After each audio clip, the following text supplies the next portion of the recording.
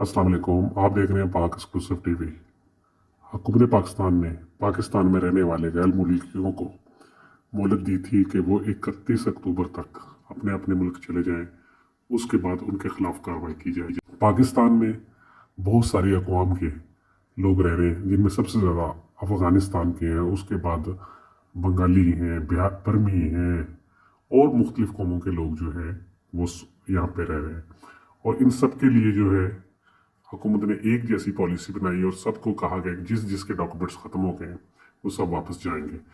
इस हवाले से मुख्तलिफ जगह पर सेंटर बनाया और इन लोगों को जो है वो हुकूमत जो है पकड़ रही है और उनके खिलाफ कार्रवाई कर रही है, जो अभी तक अपने अपने मुल्कों में नहीं गए थे।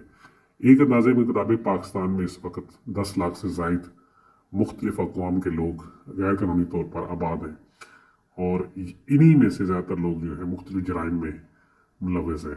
इस वजह से हुकूमत ने जो है कार्रवाई करने का फैसला किया। ख़ास तौर पर आर्मी चीफ की हिदायत पर डॉलर के मामले में बहुत सख्ती की गई, जिसकी वजह से डॉलर 50 रुपये कम हुआ। इसी तरह पाकिस्तानी रुपये की कीमत बढ़ी। ये सब वो बातें हैं जो आप सब आए रोज़ मीडिया में देखते हैं।